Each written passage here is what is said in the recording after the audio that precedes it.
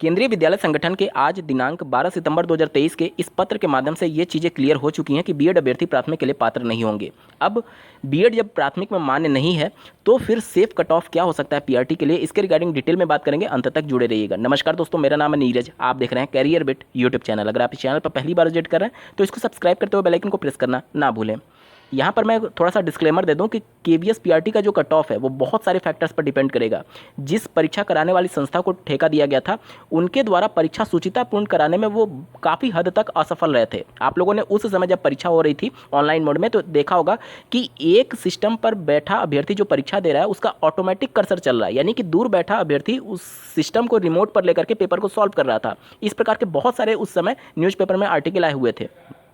साथ ही साथ पेपर के लेवल की अगर हम लोग बात करें तो जो आपने बिहार में पेपर का लेवल देखा है उससे आसान माना जाएगा केवीएस पीआरटी का। इसके अलावा कितने कैंडिडेट बीएड के हैं, कितने कैंडिडेट डीएलएड के हैं, ये सारे फैक्टर्स डिपेंड करेंगे। ठीक है, तो यहाँ पर जो आप बिहार में देखेंगे कट ऑफ थोड़ा सा नीचे जाएगा बीएड बाहर करने की वजह से, लेकिन ये बहुत ज़्यादा प्रभाव केवीएस पीआरटी में देखने को नहीं मिलेगा, क्योंकि यहाँ पर अगर आप पदों की संख्या देखेंगे तो 6414 पद हैं टोटल। कितने? 6414। बिहार में देखेंगे तो टोटल 80,000 पद हैं। दोनों में आप देख लीजिए कहाँ कंपेरिजन है। इसके बाद से अगर टोटल आवेदन की संख्या की अगर हम लोग बात करें केवीएस पीआरटी में, तो उस समय जब आवेदन करने का लिंक आपने देखा होगा, जब आप आवेदन कर रहे होंगे तो देखा होगा कि जो टीजीटी का और पीआरटी का वो कॉमन लिंक था, और उसी के लास्ट के 5 डिजिट से हमें ये पता चल रहा था कि कितने टोटल आवेदन हुए हैं।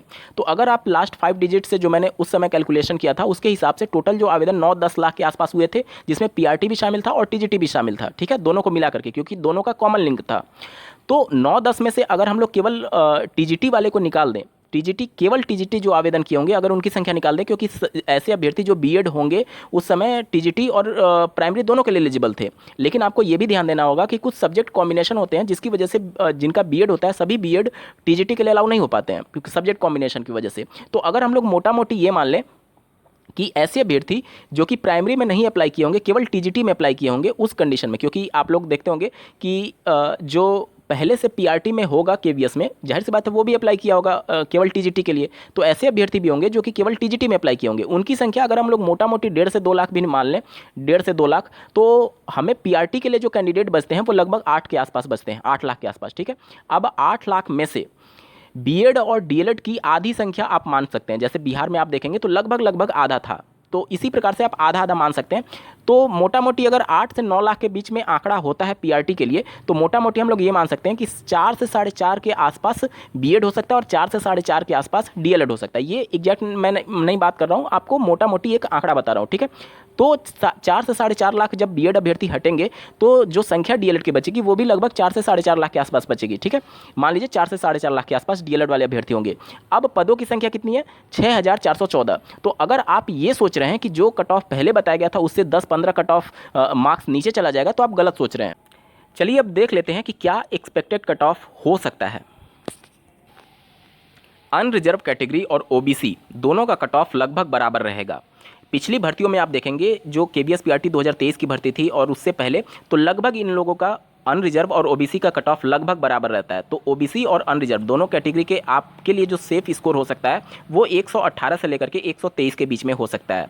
ठीक है, यहाँ पर प्लस माइनस आप 2-3 नंबर जरूर मान करके चलिएगा, क्योंकि पेपर का लेवल डिपेंड करेगा, पेपर में बहुत ज़्यादा धांधली देखने को मिली थी ये डिपेंड करेगा, वैकेंसीज की संख्या कम है, ये सभी चीज़ें डिपेंड करेंगी। ठीक है, तो ये रेंज मैं बता रहा हूँ 2-3 नंबर प्लस माइनस ऊपर नीचे हो सकता है। ठीक है, लेकिन ये एक्सपेक्टेड है कि ये सेफ हो सकता है। पिछली भर्तियों के को अगर कंसीडर करें कि उस समय केवीएस में कितना कट ऑफ जाया करता था, उसके हिसाब से जो सेफ कट ऑफ हो सकता है वो इतना रेंज में आ सकता है अनरिजर्व कैटेगरी और ओबीसी का। ठीक है, चलिए इसके बाद से अगर हम लोग बात करें अनरिजर्व ओबीसी के बाद से अगर हम लोग ईडब्ल्यूएस की बात करें तो ईडब्ल्यूएस का जो कट ऑफ होगा वो लगभग ओबीसी के बराबर ही रहने वाला है। ठीक है, अब एससी कैटेगरी की अगर हम लोग बात करें तो इसका सेफ कट ऑफ जो होगा वो 107 से लेकर के 112 नंबर के बीच में हो सकता है। ठीक है, मैं फिर से कह रहा हूँ कि ये सिर्फ रेंज मेरे द्वारा बताया जा रहा है एक्सपेक्टेड। ठीक है, बहुत सारे फैक्टर्स हैं तो उन सब चीज़ों को आप कंसीडर करके ही इन सभी बातों पर ध्यान रखिएगा, ठीक है।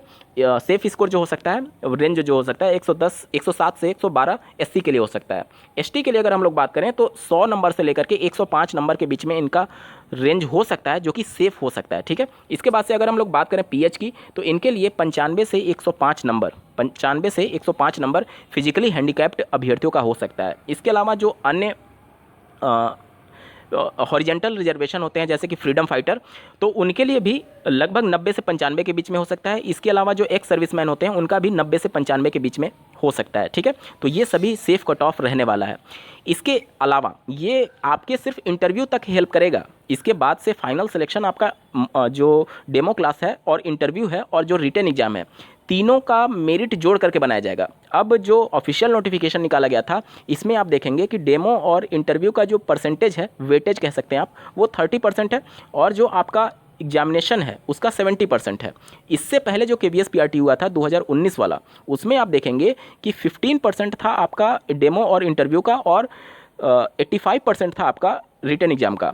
यहाँ पर इंटरव्यू और डेमो क्लास के परसेंटेज को नेशनल एजुकेशन पॉलिसी के आधार पर बढ़ाया गया है, 15 से 30% कर दिया गया है। यानी कि अगर आपके मार्क्स कम आ रहे हैं तो आप उसको बेहतर प्रदर्शन करके जो इंटरव्यू और डेमो क्लास है उसमें बेहतर प्रदर्शन करके आप अपने मार्क्स को इंक्रीज कर सकते हैं, क्योंकि यहाँ पर वेटेज पहले से बढ़ा हुआ है डेमो का और इंटरव्यू का। पहले जो 15% हुआ करता था, इस बार 30% है। तो इसके अनुसार आप आज से ही लग जाइए डेमो क्लास के लिए और इंटरव्यू के लिए, क्योंकि अगर आपके मार्क्स एक आध नंबर कम हो रहे हैं तो ऐसे अभ्यर्थी जो आपसे एक आध नंबर ज़्यादा पाया होगा उसको भी आप बीट कर सकते हैं उस 30 नंबर वाले में, क्योंकि 15 नंबर का आपका इंटरव्यू होना है और 15 नंबर का आपका डेमो क्लास होना है, ठीक है। टोटल 30 नंबर का होगा और ये ओवरऑल फिर 30% निकाला जाएगा, ठीक है। टोटल मेरी जो बनेगी वो 100 पर ही बनेगी, जिसमें से जो आपका रिटन वाला मार्क्स है 180 में से ये मार्क्स सब मैंने बताए हैं कट ऑफ वाला, ठीक है। आपको उम्मीद करता हूँ बहुत पहले की ये भर्ती है तो हो सकता है आप भूल गए हों। मैं आपको बता दूं कि एग्जाम जो हुआ था वो 180 नंबर का हुआ था, तो 180 को पहले 70 वेटेज पर लाया जाएगा और उसके बाद से जो इंटरव्यू और डेमो क्लास है उसको 30% पर लाया जाएगा, 30 वेटेज पर, और दोनों को जोड़ करके फाइनल मेरिट बनेगी, ठीक है। मतलब कि रेशियो इसी प्रकार से होगा, 70 इसका और 30 इंटरव्यू और डेमो का, ठीक है। तो जो भी आपसे 1-2 नंबर अधिक होंगे आप उनको भी बीट कर सकते हैं इंटरव्यू में अच्छा प्रदर्शन कर करके, ठीक है। तो उम्मीद करता हूं कि जो भी सेफ स्कोर से संबंधित आपके लगातार क्वेरी के माध्यम से प्रश्न आ रहे थे, आप सभी के जो भी डाउट्स थे वो क्लियर हो गए होंगे। आपको क्या लगता है सेफ स्कोर क्या हो सकता है, कमेंट के माध्यम से जरूर बताइएगा और ऐसे ही महत्वपूर्ण अपडेट के लिए इस चैनल को सब्सक्राइब करना ना भूलें। इस वीडियो को देखने के लिए आपका बहुत बहुत धन्यवाद। भगवान करे आपका दिन शुभ हो।